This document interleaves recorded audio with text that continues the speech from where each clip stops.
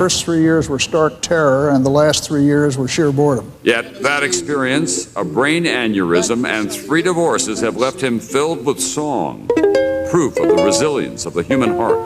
The essence of life is overcoming adversity. The walls of the Museum of History and Art in Coronado are filled with lessons of perspective and survival. These men are all testaments to the fact that you can survive tragedy, you can get over adversity, and you can make a life for yourself on your own terms. Be prepared.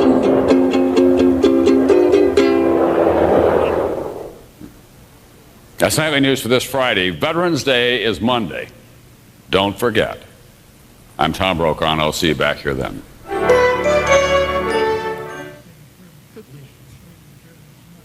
I've had the pleasure of interviewing 30 of these gentlemen. There were a little more than 700, I believe, who came home in '73. We have with us Colonel Bud Day, who you all met previously in the conference, who spent a long career in the military, retired, and is now quite an active lawyer, and his wife Doris helps him out in his law practice. We have Captain Jack Fellows, who is a retired Navy captain and taught at the Naval Academy upon his return from Vietnam, and is now a tireless volunteer in Annapolis because he tells us that his wife says he has to be out of the house during the day.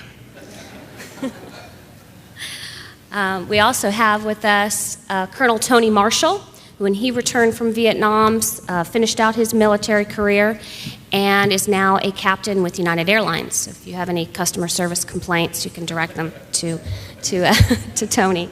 And then we have Major General Ed Meckenbauer, who actually was one of the last Vietnam POWs to retire from the military, and he finally retired 2 years ago. Is that about right?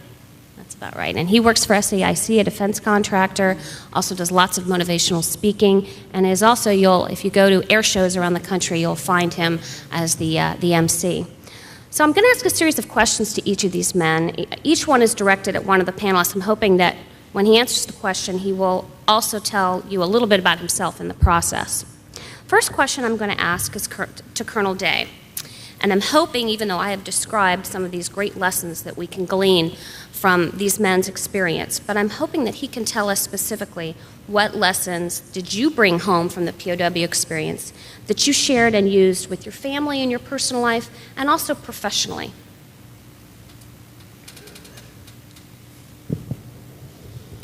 I've been waiting for a long time for this opportunity. The major lesson I brought home from Vietnam was, with great adversity comes a great opportunity. I certainly did not like my POW experience, but I learned a great deal from it about my enemy, both foreign and domestic.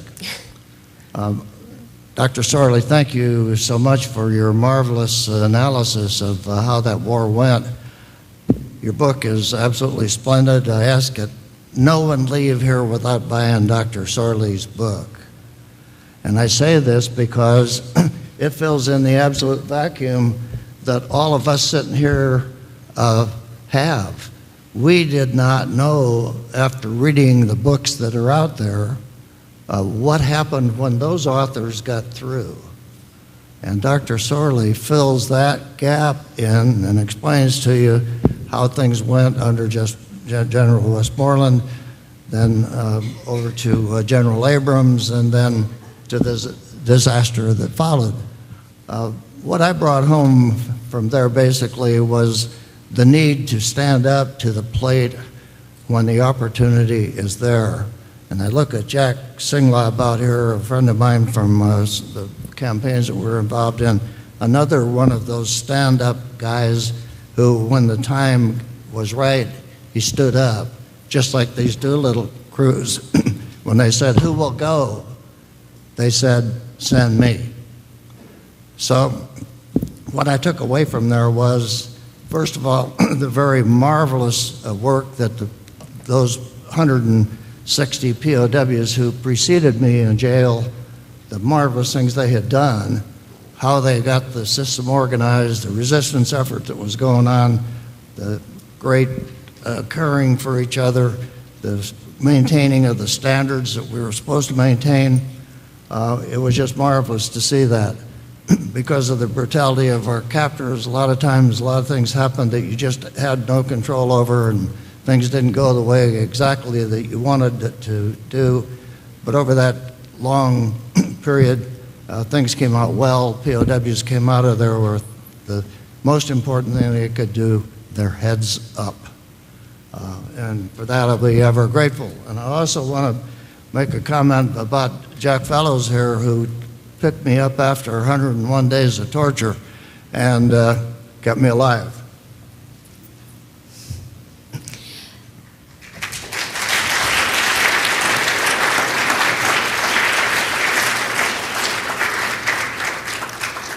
I think it's interesting that Colonel Day mentioned stepping up to the plate. Many of you may not know that in his work as a lawyer, he actually represented a group of veterans and filed a class action lawsuit against the government that went all the way to the Supreme Court. So he saw a need, and he did step up to the plate and was an absolute tireless fighter in this class action lawsuit for more than 6 years, 7 years? Is that about right? 5 years and 7 months, is that what you said? To be exact. So he is still active, works about 6 days a week, I believe. And he and his wife have 4 children and 12 grandchildren? Yes. And a grandson who just returned from a second tour in Iraq, is that right? Yes. So it's the pay it forward concept. The next question I'd like to ask, I'd like to direct to Tony. I'm interested, as a lot of people are interested, when I tell them that I did some work with POWs, they all brood and say, oh, that must be very depressing. And I say, actually, it's quite inspirational. They said, well, then, you know, how many of them are homeless? And I say, 0. But there is a lingering question about how the POW experience affected you physically and emotionally over the long term, if at all. Some of you may know that the POWs participate in medical studies. There is a center down in Pensacola that sponsors yearly physicals for these men and their families if the families are interested, or the spouses if they're interested, so that they can track their physical and emotional well-being over a long period of time. And it's interesting, in some of the results in the studies that I have seen, they actually compared it to a group of naval aviators about the same age who were not POWs. And there's some interesting comparisons about how they have fared physically and emotionally. The divorce rate is about the same. And what the POWs, their physical injuries in terms of broken bones and broken back and muscle problems from ejection, they're suffering more from that than they are from, say, heart disease.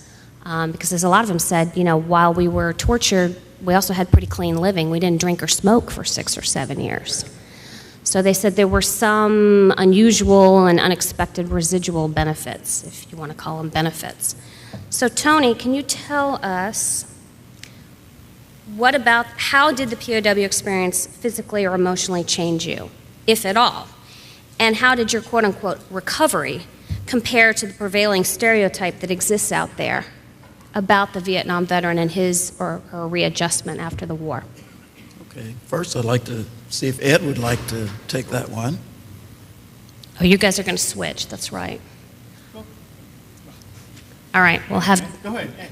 Okay. All right. I'll add my 2 cents. There we go. Okay. I was going to defer a little bit to Ed because he had a much longer experience than I did. My experience there was fairly simple. I got there in the late summer of '72, sort of the summer help. Things had changed quite a bit by the time I got shot down.